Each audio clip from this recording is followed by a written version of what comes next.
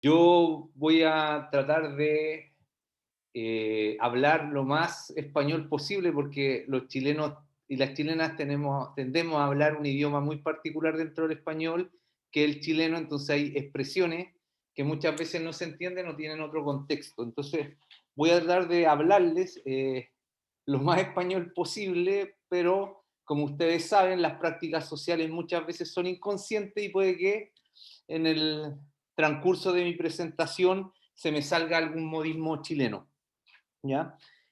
Por otra parte, bueno, yo de formación obviamente soy, bueno, como leyó Elizabeth, soy sociólogo. Por lo tanto la aproximación que yo trato de realizar al estudio de la corrupción tiene que ver con, de alguna manera, sociologizar lo que uno podría decir que es la corrupción, complementar las miradas más economicistas y legalistas que se han realizado en torno a la temática, y sociologizar la corrupción o el estudio de la corrupción. El fenómeno de la corrupción implica de alguna manera también, yo diría como quitarle una cierta mirada valorativa al problema, ¿ya? Y entenderlo desde una lógica más bien de la relación social o de prácticas sociales. Entonces, yo voy a proyectar una presentación, ¿ya? Para que en, puedan seguirme, ¿no es cierto?, en la presentación.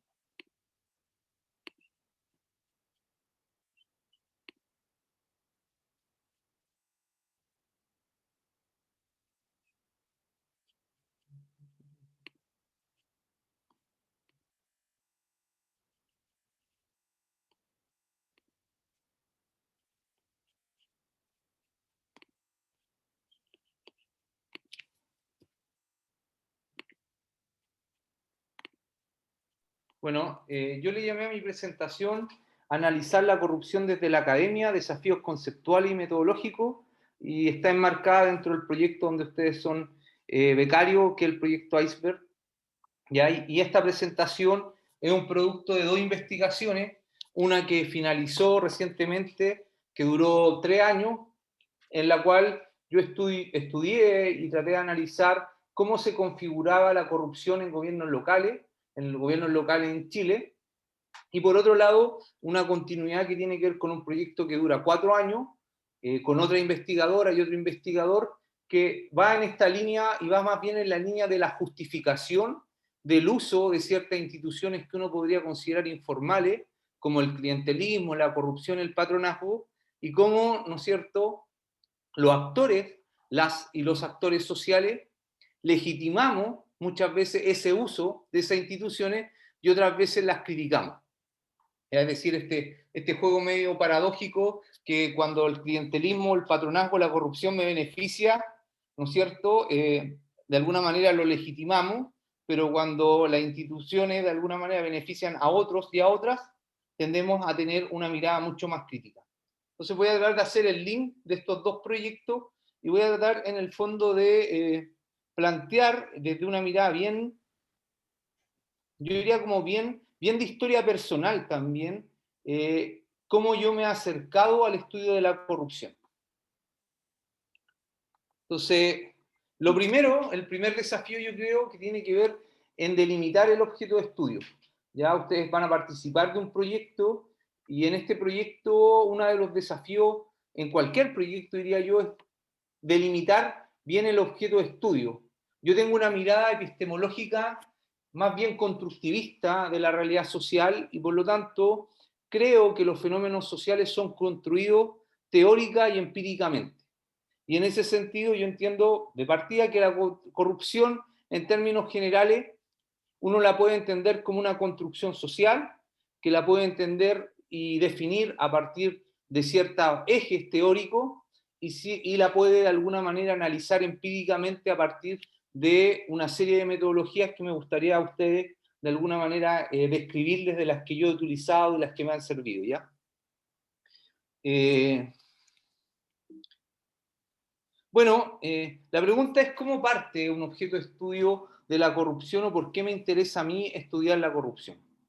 Yo diría que tiene que ver con mi experiencia profesional. Yo partí trabajando en Chile Transparente, en el capítulo chileno de Transparencia Internacional como investigador, y en ese momento se discutía en Chile la primera agenda de transparencia y probidad.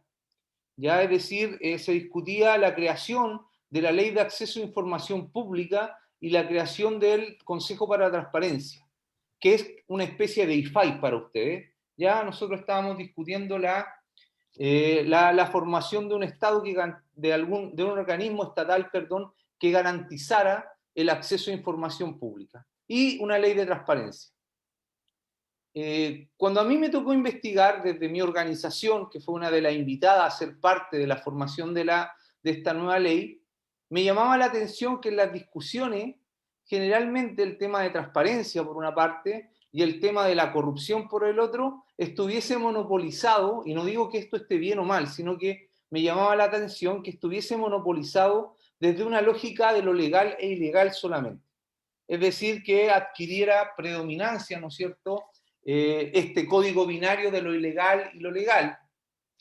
Yo, siendo sociólogo, me ponía un poco en tensión en lo que yo había estudiado en el pregrado y en el magíster, esta idea de alguna manera de entender la corrupción como un acto racional que quebranta, ¿no es cierto?, normas legales para el beneficio personal. Esa era una definición clásica y una definición que mi propia organización y que Transparencia Internacional ha promovido y que ha promovido, ¿no es cierto?, también porque le permite, de alguna manera, operacionalizar de manera mucho más fácil el concepto de corrupción en índice y en encuesta.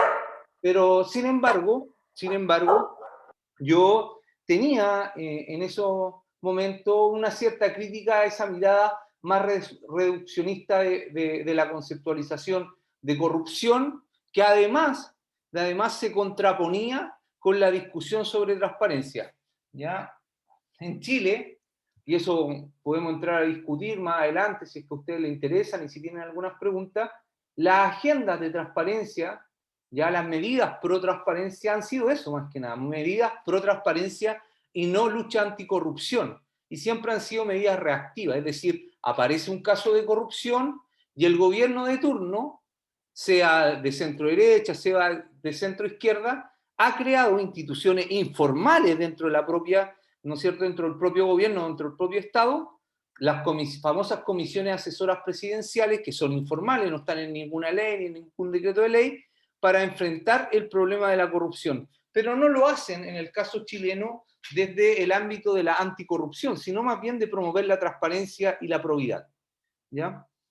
Entonces, fui en esas conversaciones, yo dialogaba constantemente con economistas, con abogados, abogadas, y en el fondo yo trataba porfiadamente, ¿no es cierto?, de señalar que la corrupción había que entenderla desde una conceptualización mucho más amplia, que desde mi formación uno la podía entender como una práctica social, como una relación social, donde van a ir o donde se van a poner en juego una serie de elementos que es muy coincidente a cualquier otro tipo de relación social que se sostienen o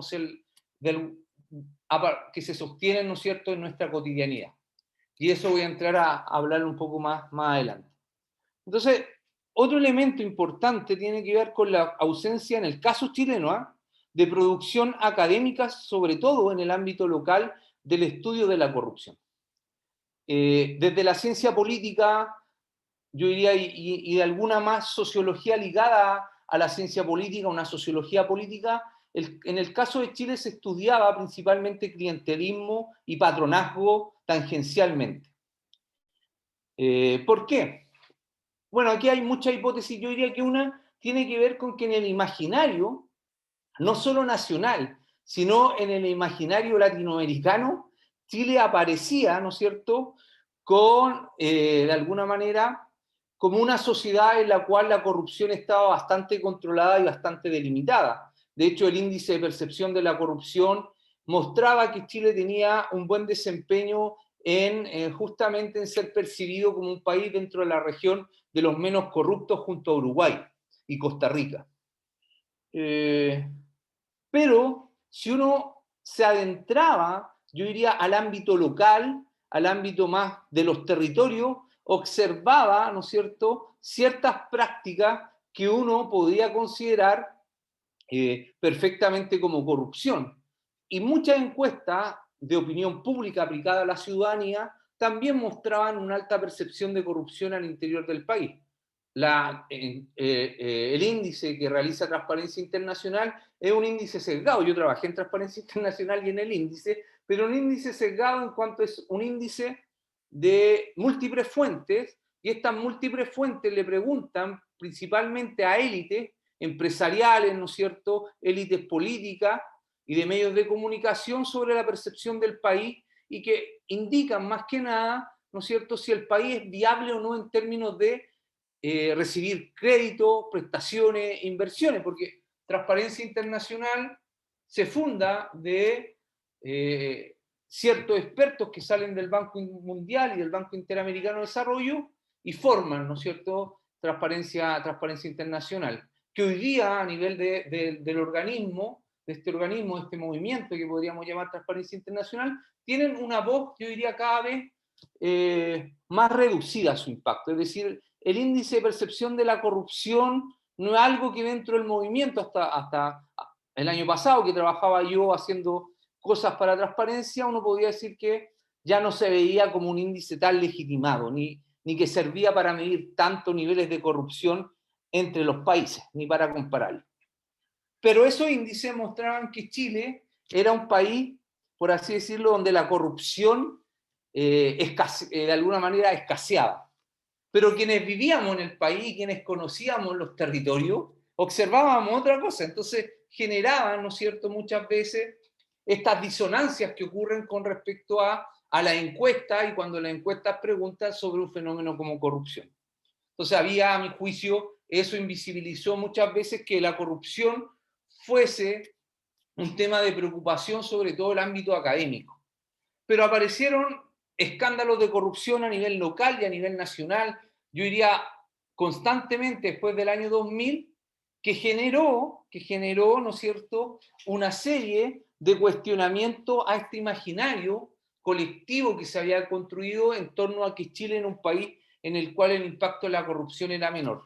A tal nivel, ¿no es cierto?, que, como la mayoría lo saben, pero si no voy a hacer referencia, el año 2019, el 18 de octubre, nosotros tuvimos un estallido social donde una de las principales causas que se menciona tiene que ver con que la gente, ¿no es cierto?, ya no toleró más cierta corrupción y la impunidad asociada a ciertos casos de corrupción, sobre todo que tenían que ver con el financiamiento ilegal de la política, y que empezó a cuestionar tanto el comportamiento de la élite empresarial y de la élite política. Y hoy día en Chile, hasta el día de hoy, hemos vivido un terremoto político con una elección donde primera vez yo diría que tenemos un organismo estatal que representa fielmente lo que es nuestra sociedad, es decir, que no ha sido capturado por la élite económica y política, donde vemos una heterogeneidad de personas que van a discutir lo que va a ser nuestro ordenamiento socio-institucional y normativo durante los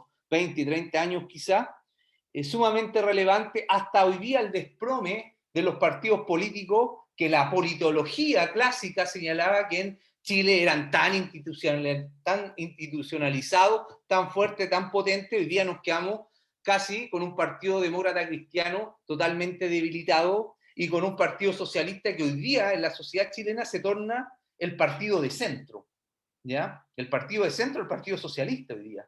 Y eso, en 3 días, ha reconfigurado el mapa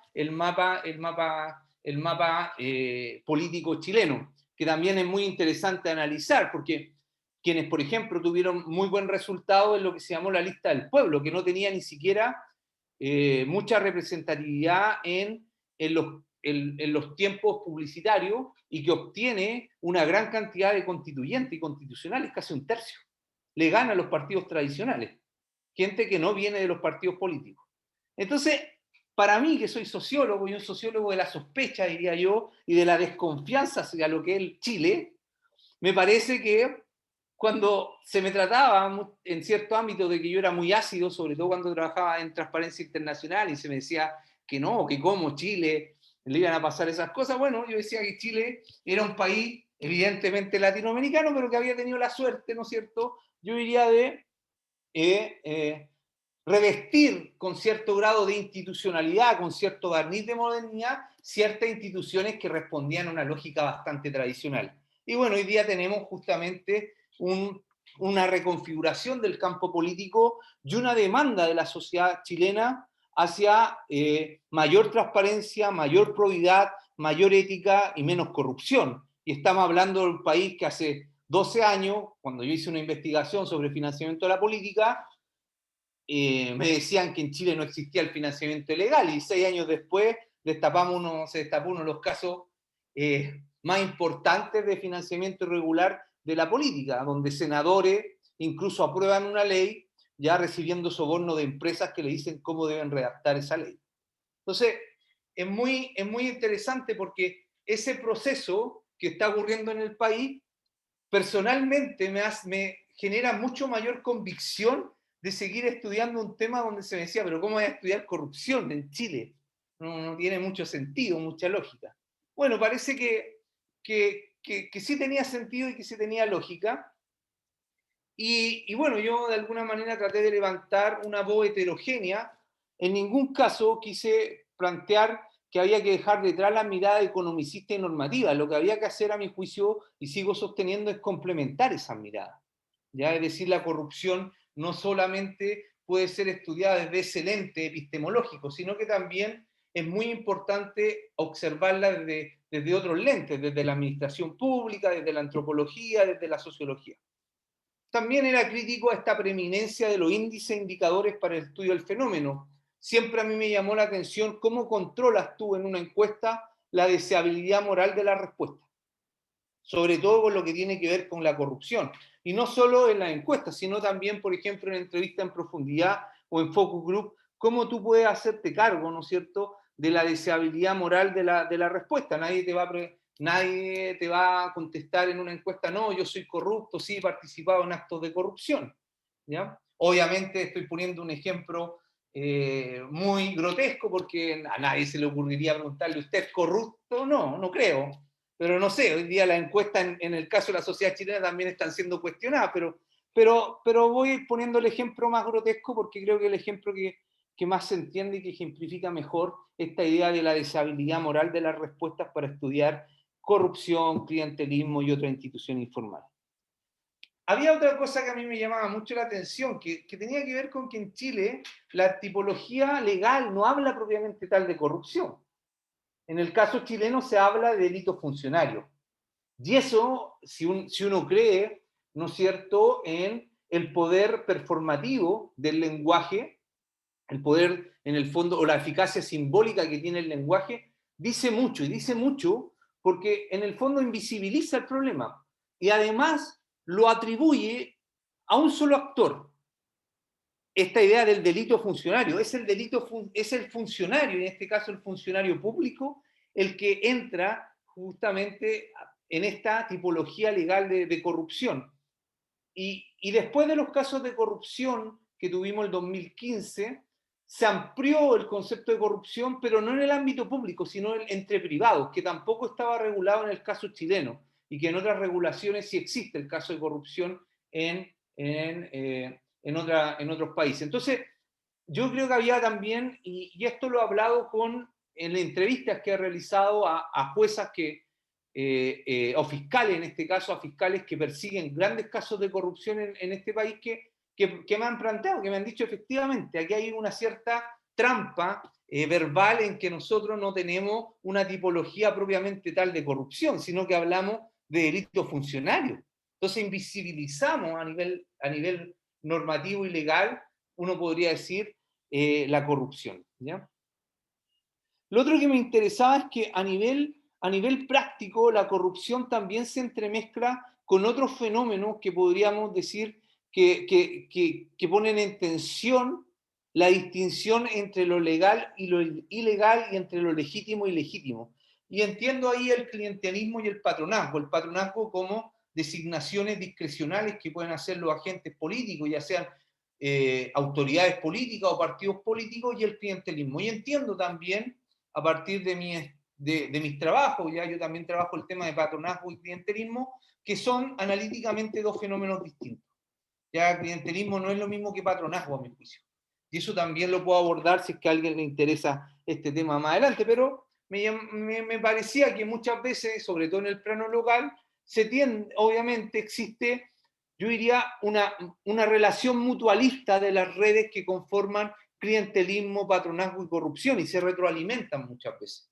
Y eso tiende a un observador a confundir las prácticas, pero desde un punto de vista de una observación de segundo orden, uno diría a nivel epistemológico, uno podría encontrar una distinción entre clientelismo, patronazgo y corrupción. ¿Ya? Dimensiones teóricas para definir y delimitar en el fondo mi estudio, mis investigaciones sobre corrupción. Yo les planteaba esta idea de sociologizar el estudio de la corrupción. Y con esto no quiero decir que yo esté haciendo algo nuevo. He visto los trabajos de la sociología institucional al respecto, pero sí yo planteaba que en el estudio, que en el estado del arte, del estudio de la corrupción en Chile, falta justamente sociologizarlo todavía. Y yo tomo principalmente 6 elementos, dimensiones teóricas que para mí son relevantes para definir sociológicamente la corrupción. Uno tiene que ver con los vínculos sociales.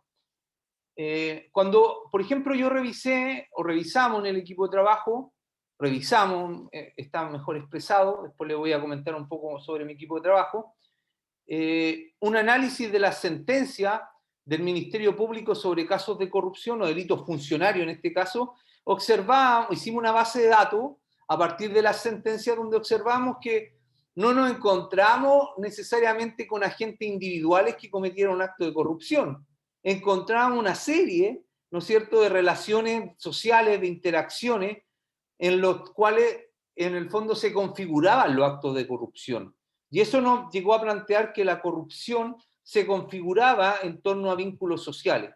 A vínculos sociales que podrían, de alguna manera, obviamente tener distintas características. No estamos hablando de vínculos sociales homogéneos, estamos hablando de vínculos sociales heterogéneos. Entonces, una dimensión que para nosotros era importante, desde la cual definir corrupción, tenía que ver con vínculos sociales. Lo otro es que a mí, desde el punto de vista de bueno, esto es una discusión más propia, más sociológica, yo diría que es muy interesante estas distinciones que se dan entre las instituciones formales y las instituciones informales. Yo diría, por ejemplo, que los trabajos de Levitsky al respecto aportan mucho a esta discusión, y los trabajos clásicos también de O'Donnell al respecto de estas instituciones marrones nos ayudan a entender la corrupción como un fenómeno que traspasa el ámbito de lo legal y lo ilegal. Lo legal y lo ilegal a mí me queda corto, yo diría, teóricamente, para estudiar la corrupción, sobre todo en el ámbito local. Entonces, yo entendía que acá estamos hablando justamente de instituciones informales, porque de alguna manera se sostienen en vínculos sociales, se plantean ciertas reglas, ciertas normas de comportamiento, cierta reiteración de prácticas, ciertos rituales, en los cuales finalmente uno puede decir, aquí estamos en presencia de una institución, informal, pero institución en términos sociológicos. Entonces, y además que conviven, y en esto yo creo que el trabajo en el cual ustedes van a participar, y además la investigación del profesor Oliver y de la profesora Elizabeth al respecto, ha sido también con quien yo he dialogado mucho, de que de alguna manera se configuran en un elemento más de la organización dentro de los ámbitos locales. Es una institución informal que funciona. Y sobre todo, y aquí me gustaría quizá enlazar con otro elemento, en contextos de baja estatalidad, es decir, en contextos donde las capacidades estatales de proveer servicios y bienes públicos es escasa.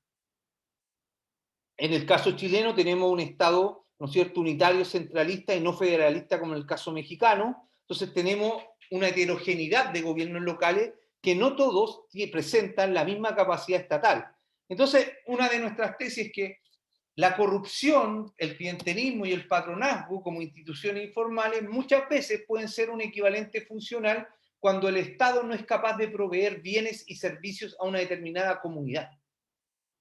Y de alguna manera, o puede ser también un equivalente funcional cuando los procesos en los cuales los municipios, ¿no es cierto?, invierten tiempo, burocracia, para los habitantes de un determinado territorio son muy costosos en términos de tiempo y en términos de entrada, de barreras de entrada. Entonces, hay una frase aquí en Chile, yo no sé si tendrán ustedes, obviamente, se hablaba mucho de la resbaladilla, ¿no es cierto?, pero en el caso chileno de aceitar la máquina.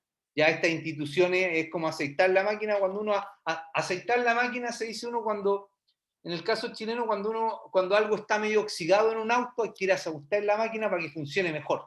Entonces, las instituciones informales, en el caso chileno, juegan este rol o este papel de muchas veces aceitar la máquina, de que el funcionamiento de las organizaciones sea mejor.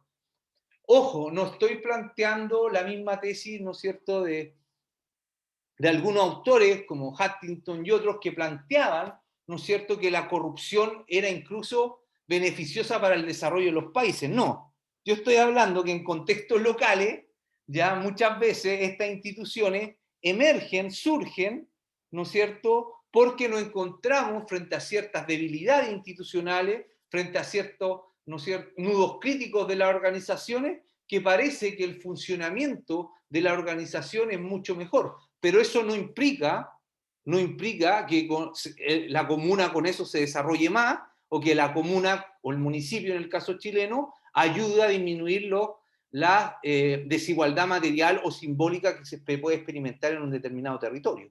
¿Ya? Yo soy de la idea que a mí me interesa la corrupción, más que en el término legal y ilegal, es su relación en el territorio, en cómo puede fortalecer o puede acrecentar las desigualdades materiales y simbólicas, ¿ya? Y eso también lo podemos discutir más adelante. Entonces, yo diría que esa relación formal-informal también aparece como un eje sumamente importante a la hora de sociologizar el estudio de la corrupción. Y lo otro, yo diría que tiene que ver con lo público y lo privado, ¿ya? Tiene que ver con lo público y lo privado, con esta distinción de que hoy día no solo la corrupción la podemos entender como algo, como un acto restrictivo de dicho espacio, sobre todo en el caso chileno y en el caso también de otros países en vía de desarrollo, cuando está muy en emergencia la idea de la APP, que es la asociación público-privada, sobre todo para la construcción de infraestructura. Entonces, ¿qué es lo que termina siendo público y lo que termina siendo privado? Yo diría que pierde, ¿no es cierto?, que pierde una clara distinción, que se vuelve mucho más imbricado lo público o lo privado, por lo tanto tampoco nos sirve acercarnos desde esa mirada solo de lo público para estudiar el tema de la corrupción. Y a nivel sociológico, una distinción que es clásica no solo en la sociología, clásica, ustedes deben haber visto quizá y haber leído alguna vez a Max Weber, con esta idea de la legitimidad, de la validez de un orden, ¿no es cierto? Yo siempre me gusta este cuadro de doble entrada donde puede haber algo legal, pero puede ser ilegítimo para una sociedad.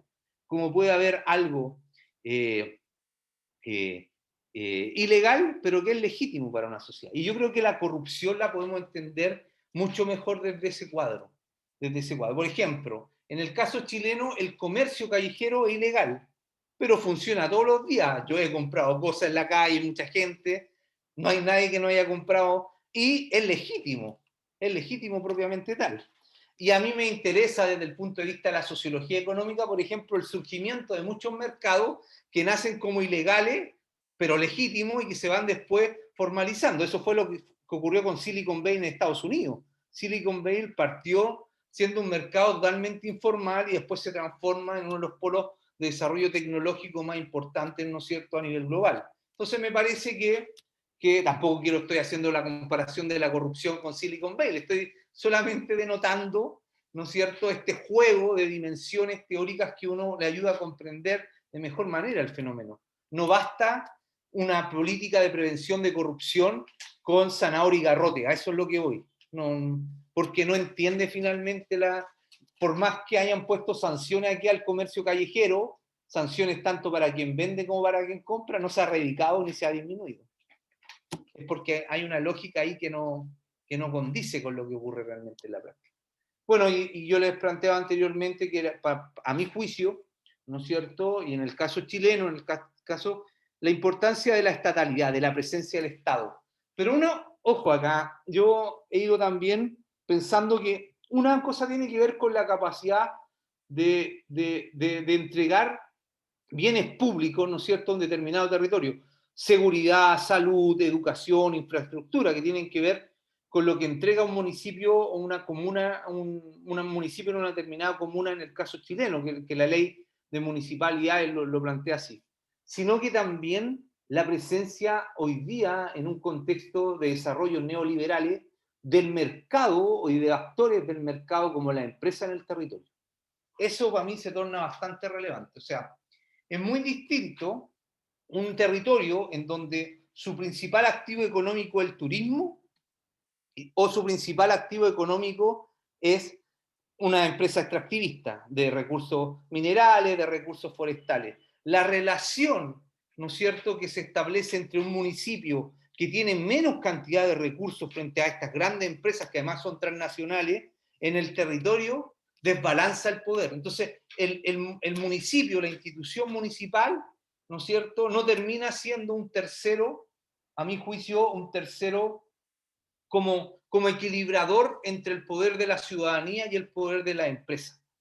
Entonces tenemos empresas que tienen más poder en el territorio que los municipios, más poder que los gobiernos regionales. Ejemplo, en el norte del país, que es una zona minera, ¿no es cierto?,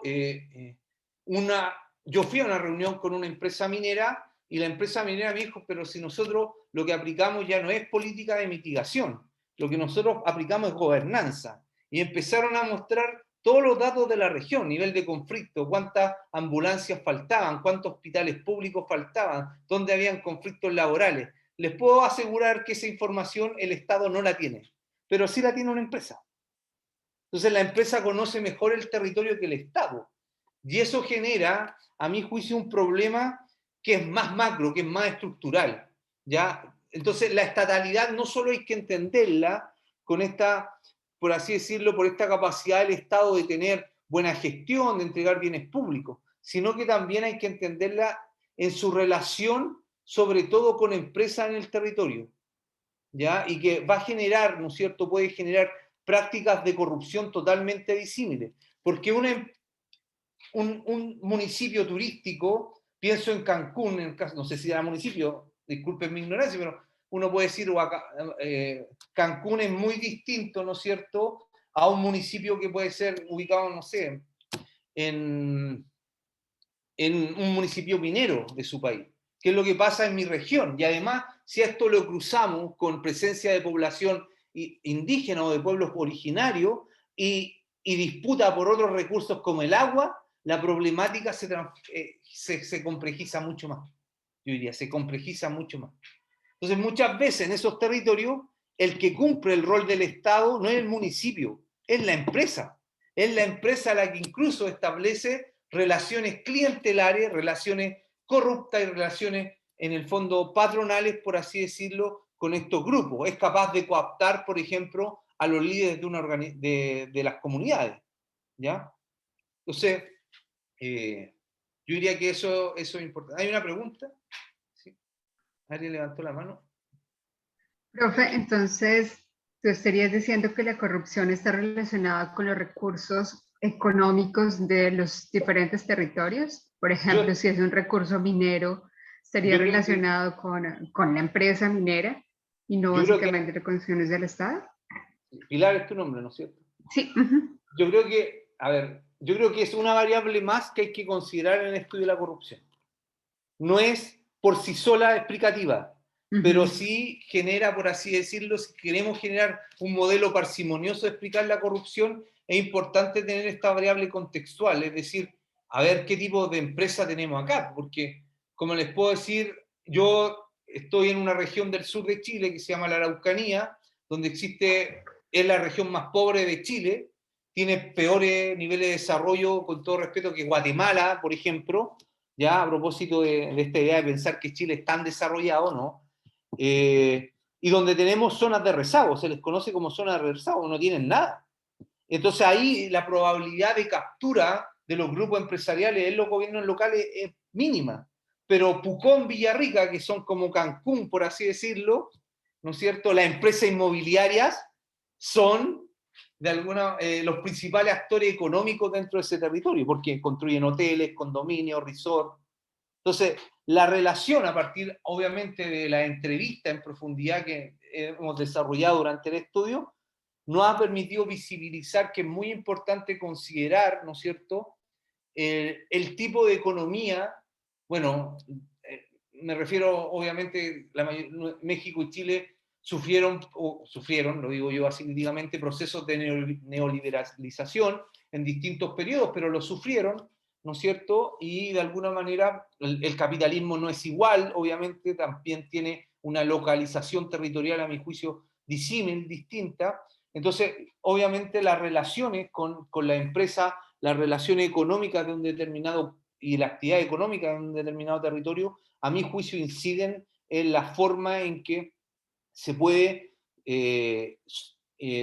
se pueden desarrollar prácticas corruptas al interior de un territorio. Entonces no la olvidaría dentro de un análisis. ¿Ya?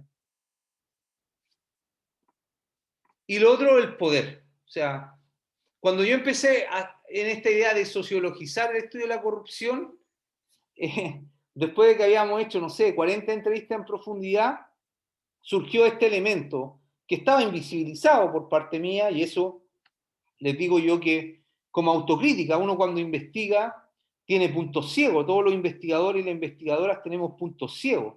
Entonces, claro, yo creo que en esta idea muchas veces de que damos por obvio ciertas cosas, bueno, no son tan obvias. También cuando uno investiga tiene que desnaturalizar la propia práctica de la investigación, propiamente tal. Entonces, en ese sentido, bajo ese contexto, el poder aparece también como una variable determinante. En entrevistas en profundidad, nosotros estamos obligados a participar de esta red porque si no el alcalde nos echa o nos despide, el alcalde nos deja sin trabajo, o un concejal nos deja sin trabajo. Y el poder entonces no solamente al interior de la institución, sino que también en la relación con los diferentes stakeholders o con los diferentes grupos de interés. ¿Qué tipo de relación de poder se produce entre, ¿no es cierto?, por ejemplo, los parlamentarios y los gobiernos locales? O sea, en el caso chileno, por ejemplo, muchos parlamentarios, muchas parlamentarias utilizan al municipio para posicionar, ¿no es cierto?, a gente que le puede movilizar en periodo eleccionario voto. La idea del patronazgo entendido más como un patronazgo clientelar. Ahí podemos encontrar una relación de patronazgo con clientelismo.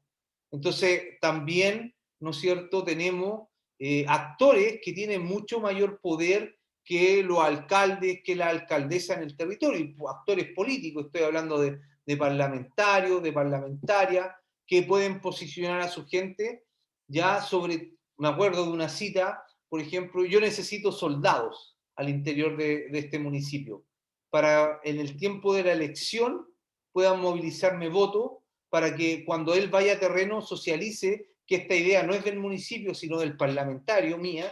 Entonces, a mí me parece que eso también es una variable que uno tiene que considerar a la hora de estudiar y de analizar corrupción. Obviamente todo esto es a discusión, ¿eh? No estoy planteando así se debe estudiar, ya es una manera, es una forma, y yo creo que por lo menos estas 6 dimensiones teóricas las considero importantes a la hora de abordar esta problemática.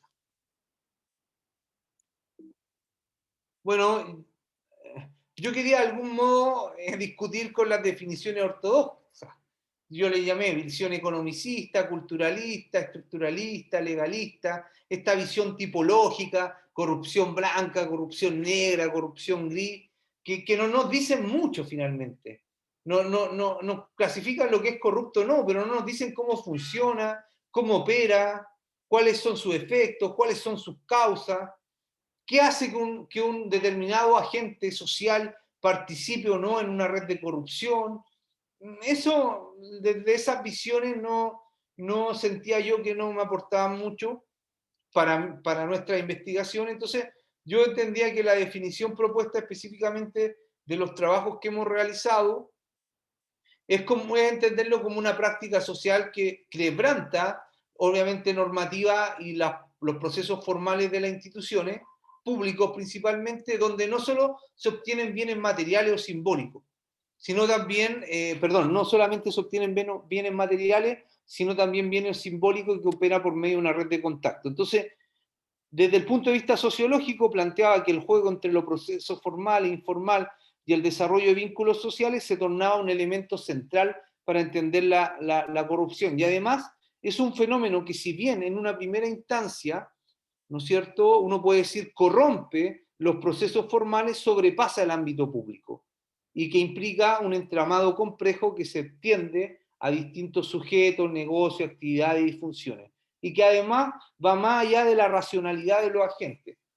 Desde mi mala formación o buena formación como sociólogo, yo soy más estructuralista y creo, aunque ya los estructuralistas se han denominado postestructuralistas, estemos ahí en cualquier rincón obsoleto de una biblioteca, pero creo que las prácticas sociales, ¿no es cierto?, no necesariamente pasan todas por una racionalidad o una conciencia, sino que efectivamente pueden existir en esta vieja distinción mertoniana de consecuencias no buscadas de la acción y más de Giddens, esta idea de que hay acciones sin intencionalidad. Por ejemplo, yo puedo apagar el interruptor de la luz acá en mi casa y puedo generar un corte de luz en toda la casa. Mi intención era cortar la luz de la habitación, no la luz general. Entonces, mi acción tuvo una consecuencia, ¿no es cierto? Una consecuencia no buscada. Entonces ahí el plano de la racionalidad se pone en tensión. Y por otro lado, ¿no es cierto? No sé, mi mamá, mi madre puede poner un vaso cerca de la mesa, un vaso de agua, y yo lo paso a llevar. Yo ejecuté la acción, evidentemente, pero no hubo ninguna intención de mi parte de que yo quisiese botar el vaso. Entonces ahí hablamos de una acción sin intencionalidad. En el mundo social, a mi juicio, pasa con los programas sociales. Los programas sociales tienen muchas consecuencias no buscadas de la acción. Planificamos algo, pero después sale una cosa totalmente distinta. Entonces, creo que es importante en ese sentido considerar ese tipo de cosas. Y a nivel metodológico, ya voy terminando ya para no hacer tan aburrida este monólogo, ya, propongo que el mejor abordaje es el abordaje a partir de diferentes fuentes de información o un acercamiento mixto. Mixto en el sentido más clásico de articular metodología quali con metodología cuantitativa, pero también al interior de cada una de las metodologías, combinar instrumentos de recolección de datos, ¿ya? Específicamente, por ejemplo, a mí me hace mucho sentido, sobre todo en el periodismo independiente, la idea de las denuncias en los medios de comunicación y el periodismo de investigación. Yo creo que es un acercamiento. ¿Cuál es el desafío en términos metodológicos? ¿Cómo transformamos eso en un dato? Porque ahí vamos a tener una información, pero siempre yo interpelo a mi estudiante a decirle, bueno, pero ¿cómo transformamos esa información en un dato sociológico? Entonces, aquí, desde ustedes, ¿cómo transforman ese un dato desde el punto de vista de la política pública, de la administración pública, de la ciencia política? ¿Cómo transformamos esa denuncia en medios de comunicación en este dato? La encuesta, sí, hay encuestas que sirven, pero aquí yo diría que más que nada combinan, más que diseños experimentales, yo diría diseños cuasi experimentales o preguntas cuasi experimentales, es decir, la idea de plantear ciertos dilemas en diferentes tipologías de ciudadanos y ciudadanas. A mí me parece que eso nos ayuda también a acercarnos mucho al tema, más que la pregunta de percepción propiamente tal, ¿ya? La denuncia en organismos públicos sirve también, pero no por sí sola, porque la denuncia puede estar subestimada y generalmente está subestimada, sobre todo en nuestros países, donde no existe una adecuada ley de una adecuada ley de protección al denunciante de casos de corrupción. Y además no hay los incentivos para hacer las denuncias de corrupción. Pero nos puede mostrar, ¿no es cierto?, una situación, un panorama general de qué es lo que se está denunciando, en qué sector, en qué área. en el caso chileno, a uno le sirve mucho lo que hace la Fiscalía, que tiene una unidad especializada anticorrupción, y la Contraloría General de la República, que es la que ve en el fondo el buen funcionamiento de los recursos de los organismos públicos.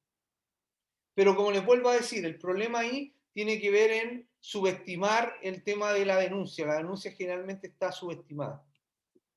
La entrevista, por eso ponía sentencia, informes de Contraloría. Entrevista y focus group. Depende.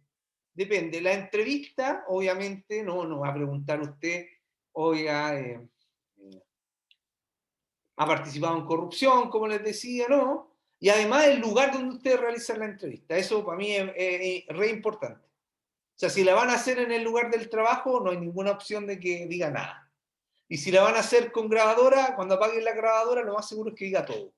Entonces siempre tienen que andar con un librito de nota, ¿no es cierto? Como explicar, hacer un buen rapport. ¿Qué es lo que es el rapport? Es la introducción a la entrevista. Es decir, bueno, esta entrevista tiene como fin esto, va a ser utilizada para fines académicos, no para hacer denuncia, no estamos midiendo quién es más corrupto, quién es menos corrupto, y algo que nos resultó bastante bueno a nosotros en el caso de la entrevista es que preguntamos como corrupción desde el punto de vista impersonal, es decir, a funcionarios públicos le preguntamos en 3 periodos de tiempo distintos dentro de la entrevista, por ejemplo, oigan, se ha hablado mucho en los medios de corrupción que en los municipios existe alta frecuencia o recurrencia de casos de corrupción.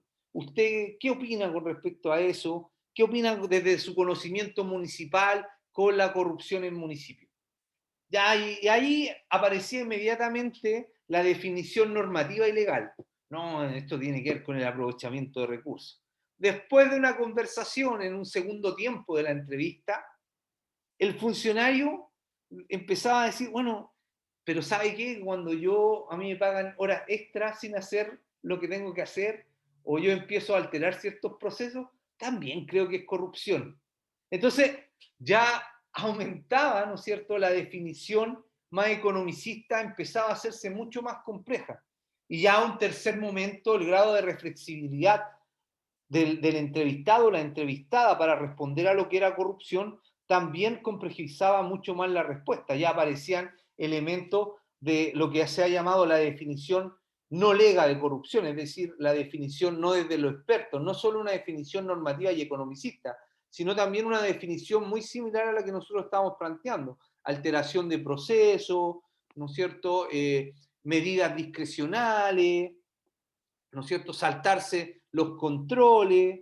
Entonces, observamos que eso nos indicaba que obviamente la entrevista en profundidad es un diálogo, y se habla sociológicamente, un diálogo donde uno asume un rol, pero en ese rol también el entrevistado o la entrevistada es capaz de desnaturalizar su propia conceptualización de corrupción. Y eso, a mi juicio, es sumamente relevante y enriquecedor para el análisis.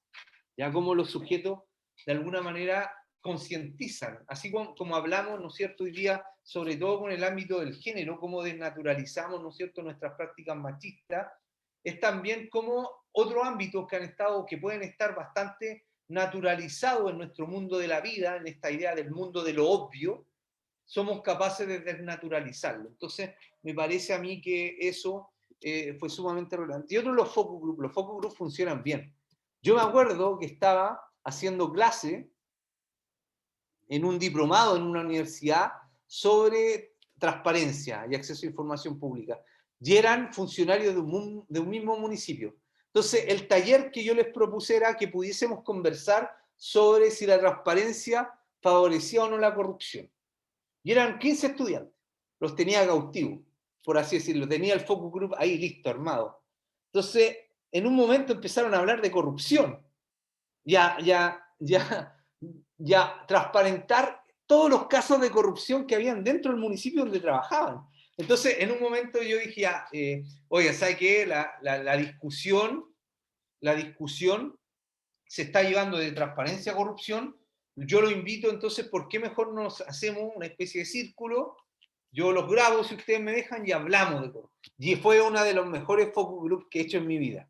Ya, y que me visibilizó muchos actos de corrupción que ocurren en la comuna en donde yo vivo y que veo muchas cosas de las que están pasando, de las que ellos me contaban. Entonces, ahí yo diría que, bueno, disculpen mi autorreferencia a mi disciplina, pero no puedo hablar de otras disciplinas, lamentablemente es donde yo me formé, pero siempre yo hablaba a los estudiantes de primero, yo le hago caso a los estudiantes de primero, les decía, Ray Mills tiene un hermoso libro que se llama La imaginación sociológica, y decía, bueno, los sociólogos y los sociólogos tienen que desarrollar una cualidad, ser artesanos intelectuales, andar siempre con su libretita de notas y ver la oportunidad cuando ustedes puedan observar algo. Y en ese momento, claro, apliqué todo lo que de alguna manera yo había leído, de ser esta idea de artesano intelectual, saqué mi grabadora, las notitas, ¿no es cierto? Y fue uno de los focus groups que más me aportó al tema de identificar casos de corrupción con hechos, con cifras, con quién eran los responsables, de hacer un mapeo de los casos de corrupción bastante importante. Entonces, aquí yo diría que hay que tratar de consultar todas las fuentes posibles, la heterogeneidad de fuentes. Aquí no existe esto, a mi juicio, de la saturación del discurso cuando hablamos en términos cualitativos.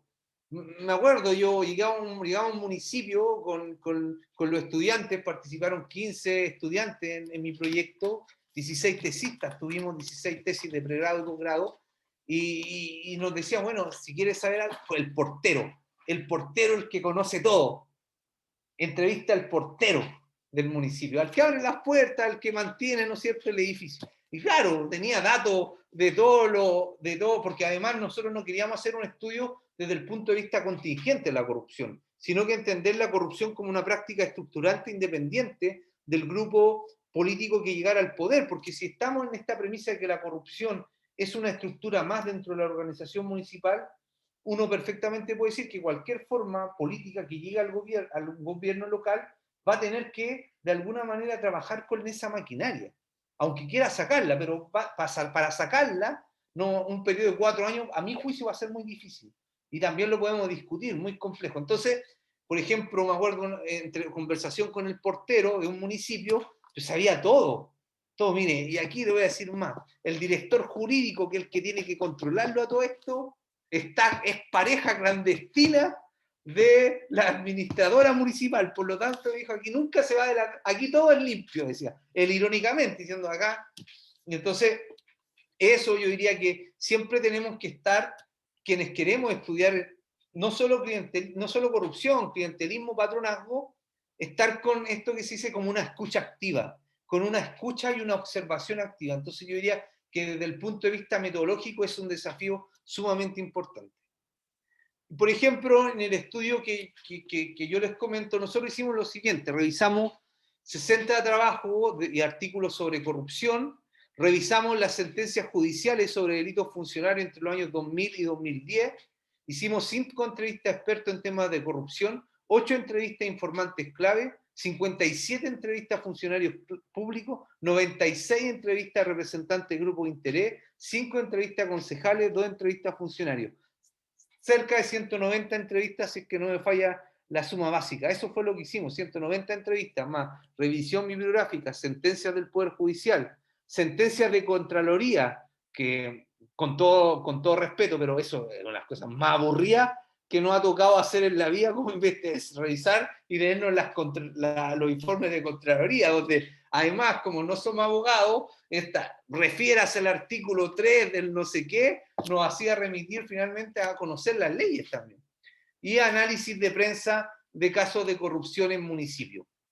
¿Ya? Entonces, yo quería mostrarle esto para decirle en el fondo que lo que yo propongo a nivel metodológico es desde mi experiencia, desde estas 10 fuentes de información que nosotros pudimos desarrollar y trabajar.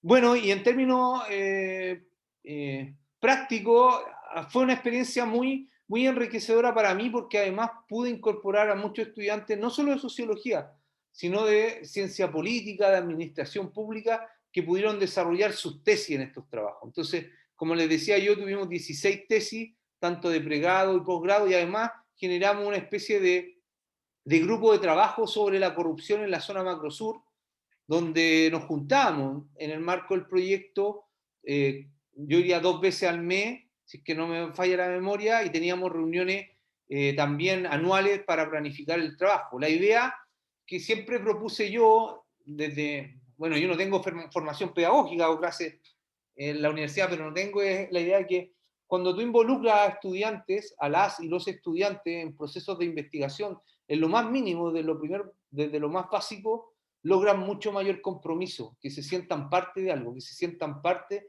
de que están haciendo algo importante dentro del grupo, de la investigación. Entonces, siempre yo agradezco, esto yo no lo pude hacer solo, o sea, yo no lo hice solo, lo hice porque tuve a un grupo de estudiantes convencidos, convencidas de que esto era relevante para el desarrollo de la región, pero también para el desarrollo de sus propios currículums, de estar inserto en investigación ya desde los primeros años, ya desde pregrado, desde posgrado, de entrar en lo que es un grupo de investigación, de lo que implica confiar en el otro, de lo que implica hacer una entrevista, de lo que implica en el fondo, no sé, de este tipo de cosas. Por ejemplo, tenía estudiantes mujeres que cuando iban a los municipios le iba mejor que a los hombres. ¿Por qué? Bueno, porque obviamente hay una lógica machista detrás, pero además le decían, no, es que tú tienes cara inocente, entonces no creo que pase nada, entonces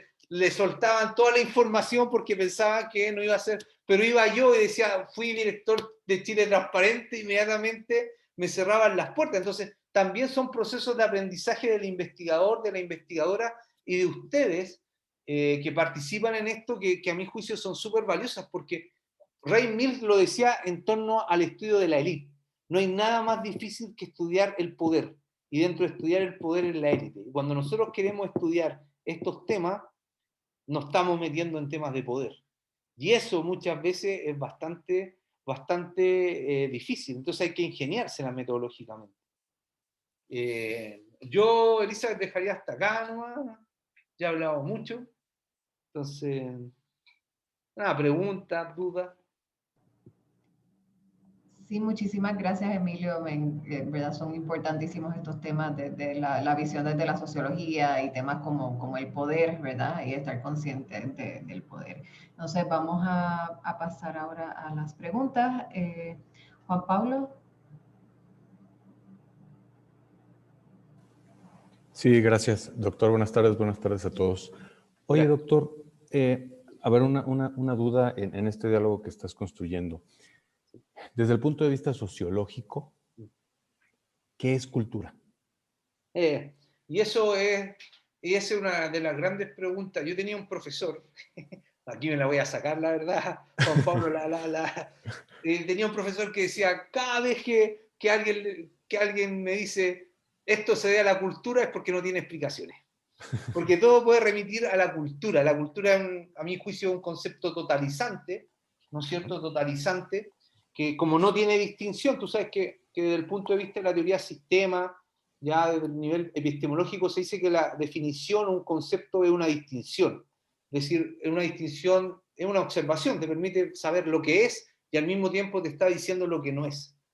Yo en eso creo que el concepto de cultura es muy totalizante, por eso dejo atrás ciertas concepciones antropológicas. Sí considero importantes ciertos elementos culturales que te pueden ayudar a comprender el fenómeno, pero tienes que identificarlo. Ponte tú, que en Chile, cuando nosotros entramos a la OCDE, ¿no es cierto?, implementamos una serie de medidas modernizadoras en los gobiernos locales, que para la señora dueña de casa, que se ha encontrado a su autoridad política en el mercado, por así decirlo, en la feria, que ha gestionado sus intereses yendo a la casa del concejal, yendo a la casa del alcalde, no tiene ningún sentido, por ejemplo, la ley de lobby que se gestione por un computador en zonas donde la cobertura de internet es de 40%. Y además, donde en el argumento de la justificación te dicen, no, pues que siempre se ha hecho así, la cultura del siempre se ha hecho así, de que tradicionalmente, desde el punto de vista sociológico, tenemos, yo diría, siguiendo las tesis de Bourdieu, incluso de Guiden, ciertos hábitos, ciertas reglas, que nosotros en nuestras prácticas sociales las ponemos en juego y que vienen a ser cultura objetivada. ya, y que son ciertas características que en los territorios locales y rurales tienen ciertas diferencias. No es lo mismo, ¿no es cierto?, la corrupción en el ámbito local urbano, en el caso chileno, con el ámbito rural. Y ahí sí creo que identificar ciertos elementos culturales sí son importantes y son relevantes, más que hablar de una cultura de la corrupción propiamente tal. Yo diría que hay elementos que aportan a justificar, ¿no es cierto?, ciertas prácticas corruptas y a justificar prácticas corruptas. Y que el papel del investigador social es, por último, delimitarla y por último nombrar cuáles serían esas prácticas que se sustentan en ciertos aspectos culturales. Esto es lo mismo, nosotros siempre pensamos que la corrupción está del lado público, pero yo me acuerdo que hicimos un experimento siguiendo a un candidato que lo que él ofrecía era un programa de gobierno local, un programa, lo que uno diría que es lo normal. Entonces llegaba a las comunidades y él llegaba y decía, bueno, este es mi programa político. Y la gente en las comunidades, ¿qué le decía? Ya, pero ¿y qué nos va a regalar usted? ¿Qué servicio público nos va a pagar? Bueno, sí, uno podría decir, eso es cultural. Ya, pero ¿qué elemento podemos identificar de ese aspecto cultural, de ese contexto clientelar cultural, uno podría decir, que son relevantes? Okay. Yo creo que el elemento histórico tampoco lo podemos dejar de lado. Las instituciones tienen una historia, ya las instituciones tienen una historia, pero yo no remitiría, trataría de evitar, esto lo podemos explicar por la cultura. A mí, con mucho respeto lo digo, Juan Pablo, ¿no es cierto este nombre? Sí, Soy malo correcto, para Juan los Pablo. nombres, disculpen, pero me parece cuando se hablaba de culturalmente, no sé, Europa, es mucho más transparente que América Latina, y como que si ellos nunca... Eso también es una mirada bien eurocéntrica, porque además todas las imposiciones de transparencia y modernización del Estado tienen una connotación bien eurocéntrica, pues bien creer todavía en esta idea que somos salvajes, que hay que de alguna manera institucionalizarlo, formarlo, porque acá en Europa no cometemos actos de corrupción. Pues, bueno, lo que pasó después de la caída de los regímenes comunistas, ¿qué es lo que fue? Entonces, Sí. yo diría que hay que identificar esos elementos culturales. No la desdeño la cultura, pero no me parece a mí que en un estudio podamos decir esto, ya identifica esos elementos culturales, algunos, no todos tampoco, pero algunos. Ok, sí, y para cerrar el comentario es, porque efectivamente entendemos claro que la corrupción es un fenómeno mundial, Sí. como tal, se da en cualquiera de los países. Efectivamente creo que está más acentuado en algunos países que en otros, y por eso me refiero en la parte de la cultura, ¿no? Porque hace algunos años aquí en México hubo un presidente de la República que hizo una declaración que causó mucha polémica, en donde decía que México, la cultura, era una cultura de la corrupción, era parte de la cultura del mexicano. Entonces, por eso era la pregunta, el conocer tu punto de vista desde sociólogo, que es distinto, ¿no? En esa Pero parte. ahí políticamente es un juego, porque cuando tú hablas de la cultura, en el fondo no hay posibilidad de cambio. Es muy difícil. Entonces te lavas las manos políticamente. Dice, bueno, esto es parte de la cultura, yo no sé si puedo avanzar en 4 años en la cultura. Claro, y cómo de raíz atacas un problema, como bien lo dijiste, que en 4 años o en 3, dependiendo del periodo que tenga políticamente hablando, si son 3, 6 del gobernante, cómo lo atacas desde ese punto de vista, ¿no? Y que va ligado también con la siguiente parte, ya para cerrar esto que mi participación, es hablabas aparte del tema del modelo económico, ¿no? Que también era parte de lo que va ligado, y que también dentro del contexto, en ese sentido, hablar de un modelo neoliberal o un modelo social en donde se privilegie la parte a lo mejor más de la población. El tema de la corrupción también va ligado, por ejemplo, con la falta de información, ¿no? En la falta en donde los gobiernos dejan de brindar información a la población, en donde hoy en día tenemos ejemplos aquí en México en donde se cierra la información, en donde ya no hay acceso a la información porque se determina que es información clasificada y que es información restringida, y ya no importa cuál sea el gobierno o el modelo de gobierno, sino simplemente es a juicio del propio gobernante, lo determina así sin que la población pueda tomar una parte activa. Con esto cierro mi participación, agradezco mucho tus comentarios y muchas felicidades por todo lo que has logrado y por todo lo que seguramente seguirás haciendo. Gracias, Juan Pablo. Solo con eso, ese para mí es un tema también fundamental para ligarlo para el tema de la desigualdad. Hoy día en una sociedad que tiene en principio, en términos políticos, de la democracia, ¿no es cierto?, en términos de lo que implica la información, en todo lo que han planteado ciertos sociólogos con la idea de la sociedad de la información, y además el mercado que hoy día se basa justamente en esta premisa de sujetos racionales informados, donde restringo yo finalmente posibilidades de acceso. Uno puede decir justamente en la información. La información de alguna manera es un recurso, es un capital simbólico que tiene eficacias sociales sumamente importantes y va de la mano, yo creo, cierta discrecionalidad obviamente con la corrupción. Con la corrupción. Hay una relación. No directa, pero sí la hay, si uno va a enfocar más el tema de la discrecionalidad de la información, efectivamente. Tenemos una pregunta de Janet.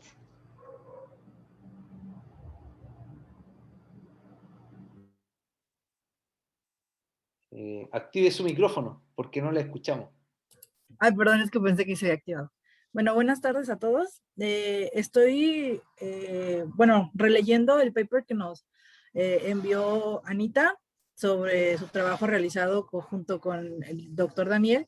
Y tengo una pregunta. En el paper menciona usted que la corrupción y el clientelismo pues llegan a una etapa en la que ya pues está tan consolidada que los mismos, digamos, inmiscuidos ya no la perciben. Porque como ocurre, digamos, por debajo de todo, pues es difícil de ver para los, digamos, los de alrededor, pero llega a ser tan, pues, invisible que los mismos participantes ya no lo toman así. Entonces mi pregunta va enfocada a decir, ¿cómo tú como participante ya no te das cuenta? Entonces, en este contexto, como el que estaba hablando usted, bueno, que acaban de hablar de la cultura de la corrupción, y que ya se toma como algo personal, bueno, digamos, algo ya arraigado en la cultura del mexicano, lo están vinculando directamente con que son prácticas, digamos, obviamente son unas prácticas comunes, pero creo que no se deja de, o sea, tú no dejas de saber que está mal, ¿no? Bueno, cayendo en esta discusión de lo que está bien y lo que está mal para unos y para otros. Pero ¿cómo pierdes el foco, no? O sea, ¿cómo tú mismo, o sea, tú que estás involucrado con las redes de corrupción, ya no se consideran redes de corrupción, sino que simplemente actores involucrados? Gracias, Janet. Sí, es que por eso nosotros, ese estudio fue previo a lo que estábamos desarrollando después en el Fondesit, y por eso también nos dimos cuenta que incluso cuando tú entrevistas a gente que incluso estuvo involucrada en casos de corrupción, en otro proyecto que yo realicé en gobiernos regionales, en la conversación después había como una toma de conciencia y de reflexividad con respecto a que ya la corrupción es mucho más compleja que esta definición mucho más legalista que sale en el estatuto, por ejemplo, administrativo, que me pueden haber dicho en mi formación como administrador público. Incluso desde ellos mismos, desde los propios actores, es posible ese rompimiento, si uno quiere, esa ruptura desde la naturalización del fenómeno de la corrupción. Y ahí sí lo uno con lo que dijo Juan Pablo, que tiene que ver con esta interiorización de prácticas. Pues si en la medida en que estas prácticas sean legitimadas en el ámbito local, te van a permitir también formar parte de un grupo. En la medida en que tú no te comportes así, es difícil. Nosotros en entrevista, a propósito, estamos cerrando un paper con el mismo Daniel, hay una cita donde dice, si no nos metemos en esta lógica, quedamos excluidos del funcionamiento del municipio. Y luego, y se torna como tan natural después el funcionamiento de estar en esta lógica, que uno va perdiendo finalmente el control. Por eso yo decía que tengo todavía esa mirada más estructuralista a veces, de que se condicionan, ¿no es cierto?, ciertas reglas que en este caso son informales, de cómo comportarse en una organización. Entonces, hoy día, por ejemplo, en el caso chileno se discute, perdieron los partidos tradicionales en muchos municipios, y llegó gente de la izquierda, que de un frente que se llama Frente Amplio, que es gente de izquierda, alcaldes de 28, 30, 32 años, que una de sus ejes tiene que ver con reducir la corrupción en gobierno, no terminarla, porque es reducirla, ya eso te pone un sentido de realidad. Y ellos han planteado muchas veces en sus discursos públicos que eliminar la corrupción en un municipio es complejo, porque hay maquinaria, hay organización, ya hay tiempo. piensen ustedes en funcionarios de carrera que llevan mucho tiempo. En el caso chileno existe toda una planta paralela, que es una planta contratada a honorario, que es informal, que también tiene tiempo, y llega una figura, ¿no es cierto?, nueva política, y que necesita a esos funcionarios porque no los puede despedir, además para que funcione su municipio. Si ese es el tema también. Entonces ahí uno va entendiendo que la lógica de operar de la corrupción, yo diría que es mucho más compleja y por eso a veces se torna incluso invisible y naturalizada para los propios participantes de las redes que conforman o que contribuyen a la corrupción. Se torna tan cotidiano como, no sé, en el caso de ustedes, pero en el caso chileno siempre se cuestiona que los funcionarios públicos llegan al servicio público a las 9 de la mañana, que se entra generalmente acá, y se van a tomar desayuno y llegan a las 9:30 o a las 10 a trabajar. Entonces, uno dice, bueno, pero esa práctica está interiorizada, está legitimada dentro, nadie la cuestiona, nadie la pone en cuestión. Bueno, ciertas prácticas de corrupción, ciertas prácticas de clientelismo ocurren así. Nosotros con Daniel en la entrevista hemos identificado como las típicas frases justificatorias. Siempre se ha hecho así. Y ha funcionado bien, por algo el municipio está como está. ¿Para qué vamos a cambiar? Bueno, llegan cosas y nadie las entiende. Entonces, más les cuesta a la gente. Incluso la misma sociedad civil, si uno quiere, organizar y no organizar, dice, ahora el municipio está cada vez más moderno, entre comillas, y me cuesta más acercarme a ellos, porque yo lo quiero cerca. Porque además hay todo un tema de educación cívica en el caso chileno, que la gente no sabe cuál es el papel del municipio. Entonces va a pedir cosas como ¿no es cierto?, como que el municipio pudiera darle toda la solución a todas sus necesidades. Entonces se va configurando ahí un ecosistema, yo diría más que una cultura, un ecosistema clientelar, patrón de caudillismo, patrimonial, los brokers. Hay brokers locales como los brokers de la bolsa, a propósito de la pregunta de Juan Paulo, de la información, que manejan más información que los funcionarios públicos. Nosotros en la 9ª región teníamos, por ejemplo, disculpe que me explayo, pero había una figura en un municipio grande, un funcionario que no era funcionario, un funcionario que era muy conocido tanto por los funcionarios como por las organizaciones, que movía todos los trámites del municipio, lo apuraba, lo aceleraba, pero no trabajaba en el municipio y repartía una tarjeta. Si usted quiere acelerar sus trámites, contácteme. Y era una persona de otro municipio que conocía a todos, o sea, vivía en otra comuna, no en la comuna en donde prestaba su servicio, y ese es un broker local. Es un broker local que es un operador en terreno, ahí te moviliza, se consigue hora, ¿no es cierto? Aquí en las típicas horas de cómo me puedo conseguir hora en el servicio público de salud más rápido, cómo puedo meter a un estudiante a un colegio municipal, porque aquí la salud, la cultura y la educación dependen, ¿no es cierto?, del municipio. Ya acá en la dictadura se municipalizaron esos servicios, entonces obviamente este broker puede movilizar a diferentes poblaciones y la gente dice, bueno, este tipo es una institución más, y si está ahí funcionando es por algo, porque es efectivo, es eficiente, o si no, nadie lo ocuparía, nadie se cuestiona, ¿no es cierto?, en si está bien o está mal. Mira, alguien me decía, los del gobierno pasado robaban, pero no repartían, ese era el problema. Los de este gobierno roban, pero reparten. Entonces, mejor. Esa es la justificación, ¿no es cierto? Desde robamos, ya, lo aceptamos cuando el robo se reparte, pero no lo aceptamos cuando el botín del robo se queda en pocas manos. Entonces, por eso la continuación de nuestro estudio, a propósito de la pregunta de Janet y Juan Pablo, tiene que ver con eso. ¿Cómo justificamos finalmente? Porque una cosa es las prácticas, ¿no es cierto? Desde el punto de vista sociológico uno realiza prácticas. Y desde el punto de vista sociológico cada uno de nosotros puede explicar sus prácticas y justificarlas. A nosotros ahora nos interesa justamente abordar por qué justificamos esas prácticas. Eso es lo que estamos indagando. Entonces no tengo como una hipótesis clara todavía. Fernando, creo que bien, que levantó la mano. Sí, muchas gracias. Bueno, de antemano me disculpo por el ruido de fondo. Mi pregunta es, bueno, son dos cuestiones. La primera, ¿sí me escuchan bien? Sí, yo te escucho bien. gracias. La primera es sobre el paper. Si bien, bueno, parto del problema de invisibilización y de ambigüedad al querer identificar la corrupción, ¿no? Y así como la dificultad que sale para identificarla desde las encuestas o desde cualquier otro medio. Entonces, por ejemplo, tenemos este problema de que se denomina como delitos de funcionarios y así no se llama por su nombre, etcétera, ¿no? Entonces, bueno, en el estudio hacen el análisis en la región de Araucanía y bueno, dicen que el Estado tiene como bajos niveles de provisión de bienes o esta estabilidad del Estado. Y de ahí parten que toman como punto de análisis, entre otras cosas, los indicadores de vida de esa comunidad. Entonces, ahí me pregunto sobre esos análisis, ¿qué tipo de variables se está considerando?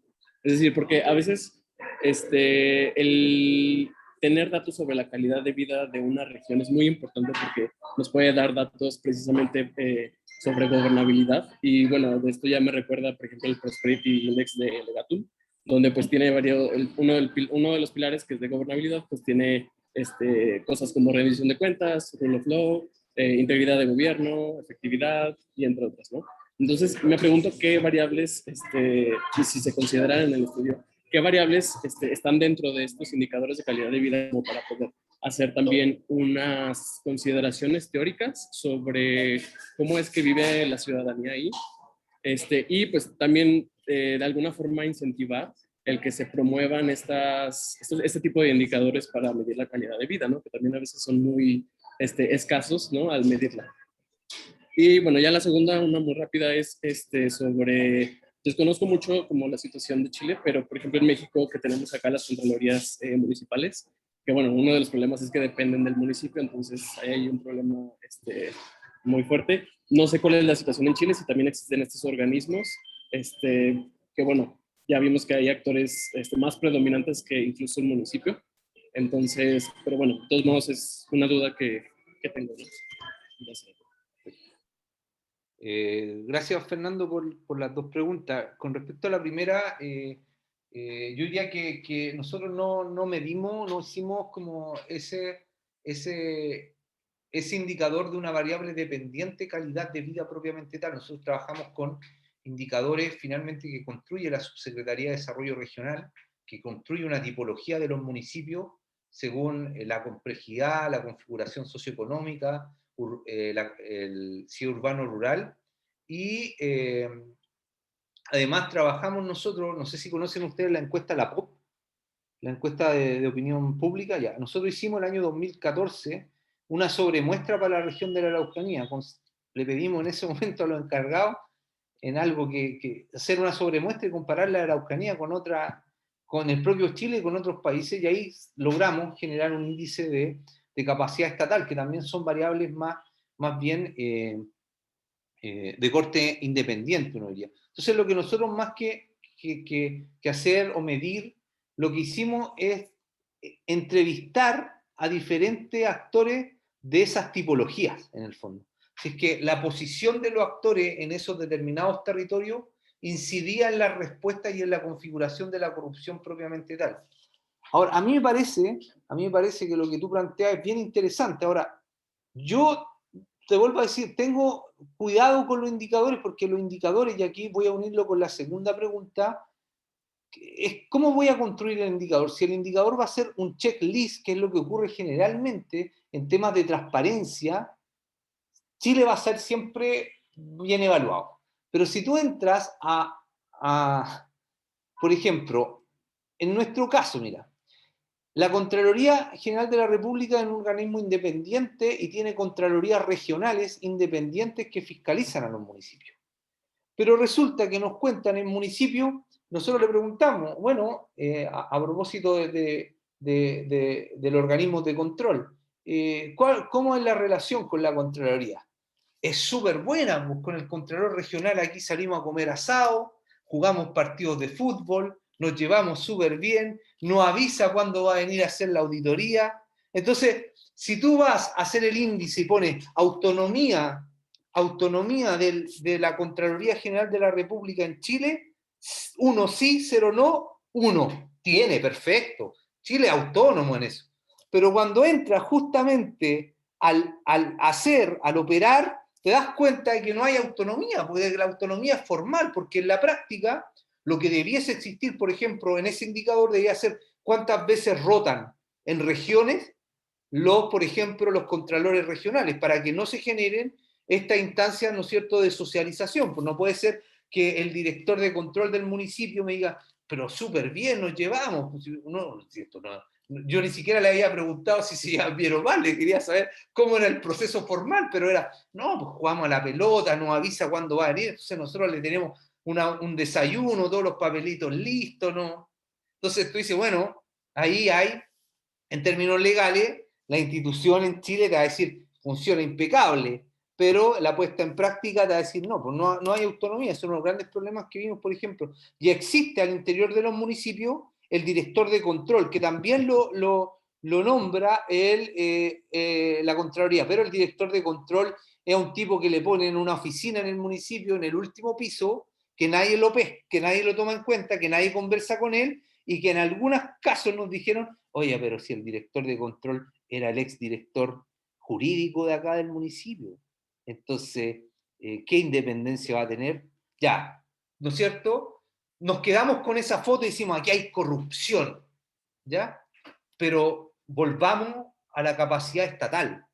Territorios pobres donde tú tienes que conseguir que llegue a trabajar a un abogado o abogada experta en temas de control, donde los salarios son muy por debajo, ¿no es cierto?, del mercado laboral nacional o del mercado nacional privado. Entonces se te complejiza el análisis. El análisis ya no es solo, no, esto se hace por corrupción. No, pues porque tú necesitas un abogado, una abogada con determinado perfil, y los únicos que los cumplen son los directores jurídicos, o los únicos que pueden llegar a eso son abogados o abogadas que son conocidos por las autoridades políticas de esa administración. Y eso también uno tiene que considerarlo. Por eso te decía que en esta idea de la estatalidad es qué tipo de recurso humano también tenemos en los municipios, pero qué tipo de recurso humano puede llegar a trabajar a los municipios.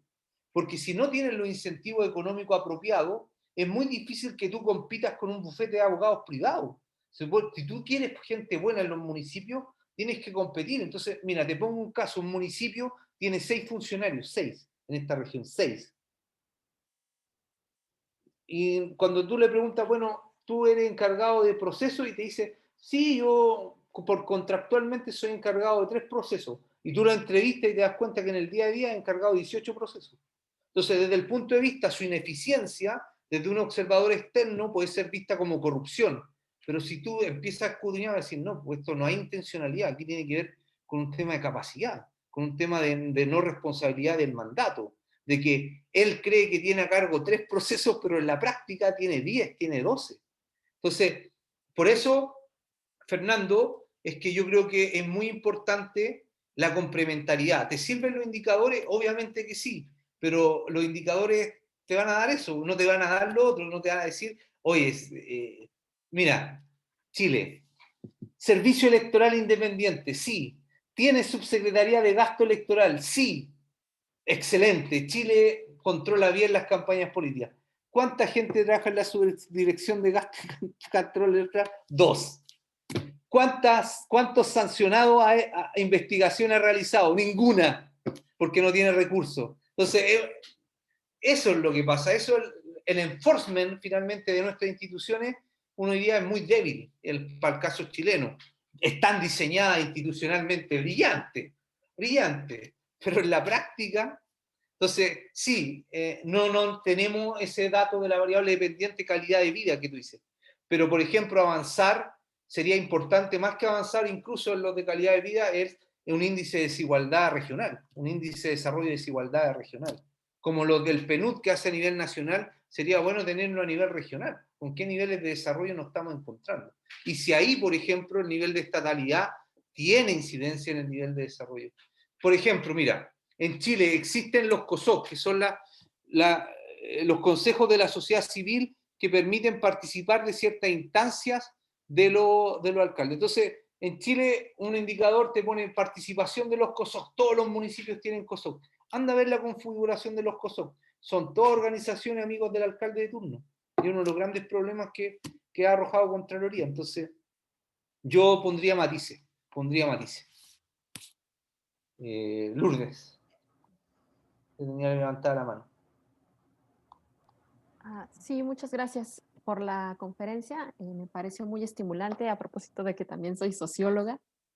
Y mis dos preguntas son, la primera tiene que ver con el papel, o sea, desde este ecosistema que describes de instituciones informales, ¿qué papel juegan las instituciones de rendición de cuentas frente a este monstruo, a este, digamos, este entramado social tan amplio de la corrupción? Ya comentaste algo sobre las contralorías. ¿Qué pasa con las fiscalías? Tenemos también estos vínculos, digamos, informales, ¿o qué pasa ahí? Me interesa mucho esto porque creo que también pues juegan a veces un papel, pueden jugar a veces un papel para contrarrestar o promover rendición de cuentas, pero también para lo contrario, para participar de la consolidación de la corrupción. Y por otra parte, también me interesó muchísimo lo que comentaste de las empresas y el papel que juegan en los territorios, que a veces puede ser más fuerte o pueden tener más poder que los municipios. ¿Podrías andar un poco en este papel que juegan las corporaciones empresariales? Sí. Gracias por tu pregunta, Lourdes. Con respecto a la primera, yo creo que el gran problema en el caso chileno, lo voy a abordar más de lo general y voy a tratar de llegar a lo particular de la respuesta, es que no tenemos una política integrada anticorrupción propiamente tal, una política nacional integrada de anticorrupción. Y yo diría que efectivamente el papel de la Fiscalía, de la Unidad Anticorrupción, fíjate, en el poder de las instituciones informales, es una organización informal que nace a propósito de los casos de corrupción, ni siquiera está formalizada esa organización. Y depende mucho, lo que ha dependido mucho en los grandes casos de corrupción en Chile que se han destapado en los últimos tiempos, de las fiscales, sobre todo fiscales mujeres, que han sido más valientes que los fiscales hombres en cómo han llevado los casos de corrupción. La Fiscalía, a partir de Jimena Chon, por ejemplo, y de Rutherford, que fue la que estudió, la que llevó a cabo el proceso contra los militares y contra carabineros, si no me equivoco, han sido bien, yo diría, bien lo que dice en Chile como aguja, en términos vulgares, pero bien como persecutorias de estos casos, por ser redundante. Ha sido realmente muy bueno el trabajo que ha realizado la Jimena Chon y la fiscal Rutherford en estos casos. Pero nosotros tenemos otro problema que tiene que ver con que las sentencias son bajas. Entonces te mandan a clases de ética, por ejemplo.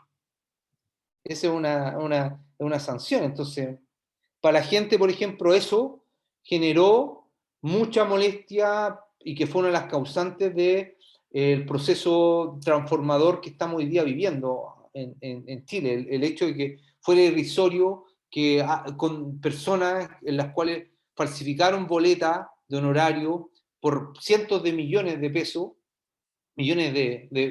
gente que robó millones de dólares de estas instituciones, fueran sancionadas con sanciones mínimas, mandadas a clases de ética a la universidad gratis. Entonces, yo diría que el papel de la Fiscalía en términos de la persecución de la corrupción ha sido más bien personal. Es decir, todavía no está como institucionalizada cómo va a ser la persecución, porque como te comentaba, en el caso chileno, corrupción propiamente tal no existe como delito, sino más bien delito funcionario. Y eso las mismas persecutoras, en estos casos, la Jimena Chon lo plantearon en entrevistas en profundidad de las cuales yo les realicé, que ellas me señalaban que efectivamente ese era un gran problema, el no tener una tipología de corrupción. Y lo que observo a propósito de eso es que, como te decía, en Chile la agenda son más bien de transparencia y probidad. Y esa agenda han avanzado a medida que han aparecido casos de corrupción, pero han avanzado cuando, por ejemplo, no sé si alguna vez ustedes leyeron a Mahoney en esta idea de cambio institucional, de cambio gradual que habla desde la sociología institucional. Entonces, Mahoney plantea esta idea de que existen ciertas coyunturas donde ocurren cambios, pero los agentes que tienen mayor poder pueden adaptarse y subvertir esas reglas de cambio. Entonces, a mi juicio, los casos de corrupción han sido coyunturales y han generado una cierta modificación en la institución pro transparencia y probidad, pero al final, por ejemplo, el lobby que se realiza en el Congreso chileno, que se realizaba en el Congreso chileno, ha limitado el poder de legislaciones que avancen, ¿no es cierto?, en mejorar y fortalecer un sistema más que pro transparencia y probidad, anticorrupción propiamente tal. Piensa en nuestros países donde existen élites. Bueno, mi tesis doctoral son sobre élite en Argentina, Chile y México. Entonces, piensan en nuestras élites que son bastante homogéneas, como diría Ray Mills, es decir, tenemos un círculo de poder de la élite donde tenemos élites políticas, ¿no es cierto?, élites económicas muy vinculadas, ¿no es cierto?, una entre otras. Entonces, si no existe, por ejemplo, una ley adecuada sobre patrimonio y conflicto de interés, si no existe fiscalización sobre esas declaraciones de patrimonio e interés, si no existe una ley seria de revolving door, es decir, cómo yo paso de un ente regulador a un regulado. Por ejemplo, en Chile existe, a propósito de la discusión, la AFP, que es el sistema privado de pensiones, y existe una superintendencia AFP. Entonces, un gerente de AFP es nombrado para ser superintendente de la AFP. Eso en términos de transparencia y probidad no puede ser que un tipo que trabajó durante años sea después el superintendente que tiene que controlar a la AFP, o que el superintendente de AFP, después que termina su cargo, es nombrado inmediatamente como presidente de una AFP, es decir, él va a tener toda la información sobre el mercado. Entonces, no, en el caso chileno, yo diría que el problema no es tanto en el diseño institucional, tiene que ver con el enforcement. Contraloría funciona bien, yo diría que Contraloría a nivel nacional, global, funciona bien. A nivel regional hay ciertos problemas.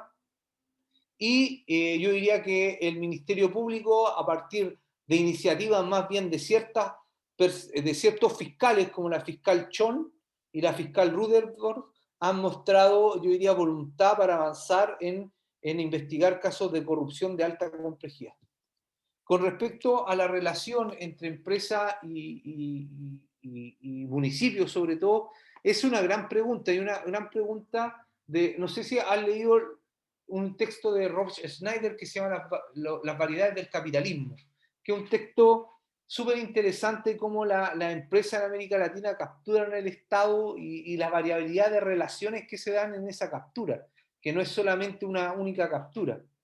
Entonces, yo diría que la relación, por ejemplo, en municipios que uno llamaría mineros, de explotación minera, es que tienen municipios que no pueden proveer de bienes y servicios en su totalidad a las comunidades, y lo que hace la empresa minera es reemplazar al municipio, proveyéndole de esos servicios y beneficios. Por ejemplo, lo que decía yo, plazas, canchas de fútbol, canchas para hacer deporte, ambulancias que no hay, que no existen.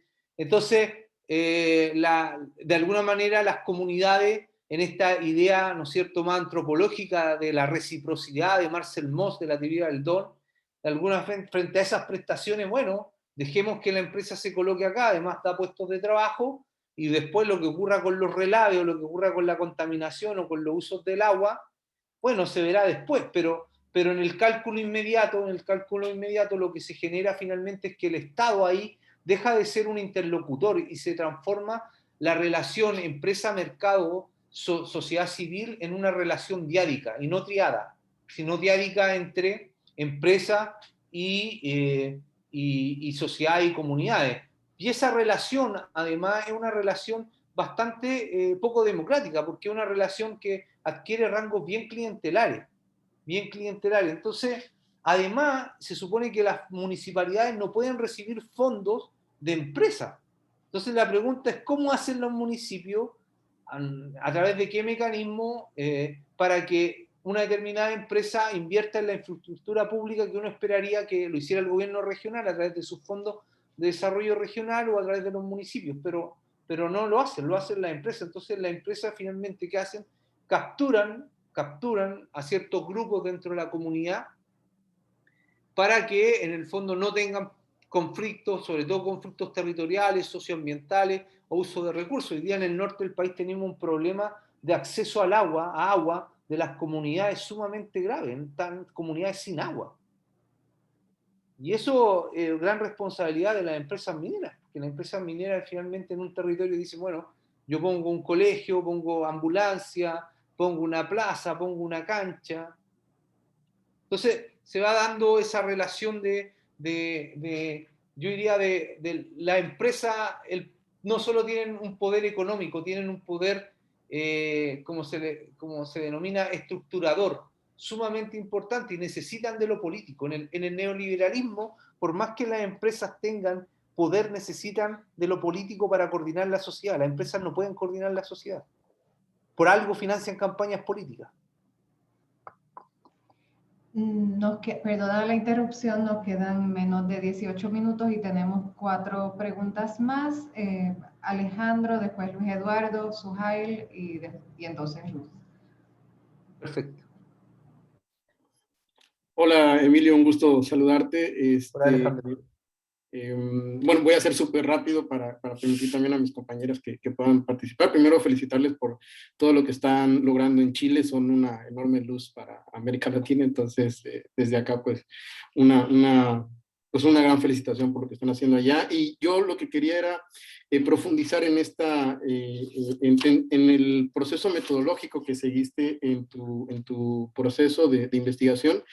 Particularmente acá en México yo estoy orientado a estudiar cómo los factores sociales y económicos inhiben o estimulan la participación ciudadana, pero materializada a nivel subnacional en los mecanismos tanto formales como informales.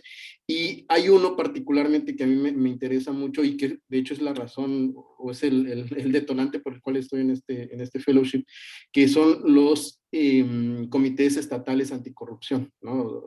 Bueno, los sistemas estatales anticorrupción, donde de ahí se desprenden los comités de participación ciudadana, que técnicamente están conformados por ciudadanas y ciudadanos, ¿no? En esta formulación de que pues son la voz más crítica para justo perseguir y denunciar actos de corrupción. Sin embargo, desde que se crearon a nivel subnacional, estos espacios están cooptados por el gobierno estatal, ¿no? El gobierno estatal coloca a las y los ciudadanos que ellos consideran. Incluso aquí a nivel subnacional, en Tabasco, en esta entidad federativa, una vez que hubo cambio de gobierno, el gobierno que entró quitó a 2 de los 3 integrantes y colocó a los suyos, ¿no? Entonces, o sea, terminó el periodo antes de tiempo y colocó a las personas que el gobierno requería. Entonces, a mí me llamó mucho la atención este proceso de investigación que hiciste con pues entrevistas y esto, y es algo que también yo pretendo hacer para justo documentar qué ha pasado, cómo se han logrado cooptar estos espacios, por qué es que no han funcionado y directamente con las y los ciudadanos que han estado directamente involucrados. Me hizo muchísimo sentido esto cuando me comentaste, pues aguas, ¿no? Con las entrevistas grabadas, porque es información sensible. Entonces, me gustaría también saber un poquito más de esto y también porque en mi proyecto se tiene propuesto hacer un estudio comparativo también a nivel subnacional con Chile. Entonces, pues nada, es para mí es un regalo tenerte hoy aquí y pues agradecer a todo el equipo que está haciendo posible esto, ¿no? Gracias. Perfecto. Mira, cuando uno quiere hacer comparaciones, yo diría que lo importante es contextualizar bien cada caso primero. Cada caso, es decir, si lo va a hacer a subnacional, es importante partir de la generalidad de la diferencia entre el gobierno federal y un gobierno central y de las capacidades que uno, la ley entrega, y otro que en lo hecho uno puede observar. Entonces, a mí me parece que un estudio comparativo son simplemente interesantes, pero cuando a un lector que desconoce la realidad, por ejemplo en mi caso que desconozco mucho la realidad mexicana o casi todo, contextualizar bien. Eso es lo primero cuando estamos hablando de estados subnacionales. Y ahí metodológicamente, en esa comparación, quizás es bueno tomar casos muy parecidos territorialmente, dónde están ubicados, en términos demográficos, entendiendo el territorio como algo más demográfico y algo más socioeconómico, político, pero también casos contrastantes, es decir, uno podría tomar un caso A para el caso mexicano con ciertas características, el caso B para el caso chileno con otras, y eso nos permitiría ver si este modelo explicativo que tú vas a generar da explicaciones para ambos casos, ¿no es cierto? Se mueve bien en ambos casos. Eso de partida. Y yo creo que efectivamente, cuando uno hace también otro trabajo comparativo, lo importante es resguardar el lenguaje de los instrumentos de recolección de datos. Es decir, soborno, mordida, coima, son términos que uno tiene que saber identificar. Por el caso chileno son coimas, en el caso de ustedes son mordidas, si más no me equivoco. Entonces es muy importante generar instrumentos de medición que sean confiables. Y de medición, estoy hablando de entrevistas o de encuestas, no hablo de medición en general, de observación, uno podría decir. Pero tratar de validar con algunos expertos del país que va a comparar si está bien o no el lenguaje, dónde lo aplica. Lo otro son mapear. Siempre cuando yo quiero entrevistar, mapeen los grupos de interés. ¿Qué les puede aportar o qué no les puede aportar al que tienen posibilidades de entrevistar con respecto a su objetivo de estudio? Más allá de que en lo cualitativo se diga que la muestra es intencional, cumple con la satisfacción de lo saturación teórico, no. Hay miles de formas de muestrear en lo cualitativo que se desconocen, pero una forma es mapear primero todos los actores que van a estar involucrados en el proceso que tú vas a generar o a desarrollar, mapear. Lo otro es que el instrumento, a mi juicio, el instrumento lo puedas construir, lo puedas validar con alguien que conoce el territorio local. No necesariamente que conozca del tema que tú en particular quieres estudiar, sino que lo logres validar con alguien que maneje los lenguajes locales, municipales, que maneje ciertos términos que te pueden ayudar a acercarte mejor. Yo diría que eso es fundamental. Y lo otro también, ver si tu tema tiene que ver con alta rotación, calcular una tasa de rotación, complementar algo más cuántico en cual, es decir, en estos gobiernos la tasa de rotación, cuando cambia el gobierno de estas comisiones, de estos sistemas, es tanto. En el caso chileno, que van a ser los COSOC, más posiblemente lo que tú vas a comparar, van a ser esta es la rotación de quienes cambian, quiénes son, configurar, hacer una tipología de quiénes son. Eso ayuda mucho, a mi juicio, a establecer un estudio comparado. Eso es lo que se me ocurre por ahora. Ya no. Pero mapear bien los actores. Siempre en lo local hay que mapearlo bien. Los expertos, siempre considerar alguno experto. No necesariamente tiene que ser alguien que esté vinculado directamente con el fenómeno también. Puede ser quienes estén periféricos, pero pueden observar muy bien, porque además te dan como una cierta reflexividad sobre lo que están observando. Eso.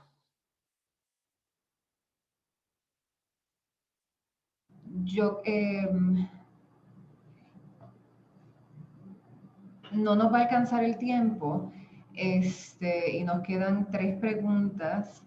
Entonces,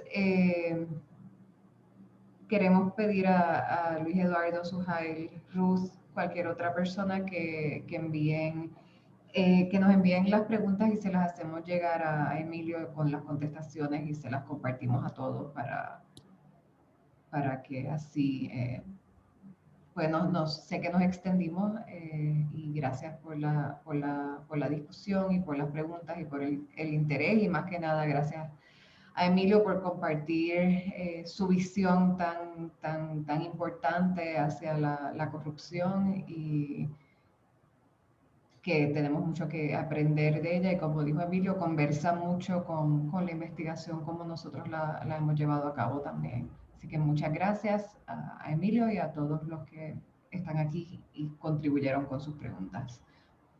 Ana escribió que por favor le envíen las preguntas a Ana Rojas y ella se va a encargar de canalizarlas y circular las respuestas también. Muchas gracias, Ana. Muchas gracias. Entonces, muchas gracias a todos y a todas, gracias por las preguntas, gracias por la atención, así que súper, lo pasé bien, la verdad. Disculpen si me extendí más de la cuenta. No, nos extendimos porque precisamente estaba todo el mundo muy envuelto, así que eso fue bueno. Así que un abrazo a todos y nos vemos próximamente entonces. Cuídense, Sí. que estén bien. Muchísimas gracias a todos y bueno, también Emilio, en verdad fue muy, muy interesante y a todos, gracias por esa participación tan activa. Creo que está lindo tener un espacio así, poder compartir como diferentes perspectivas. Entonces, gracias en verdad a todos. Que tengan una feliz tardecita. Ahí.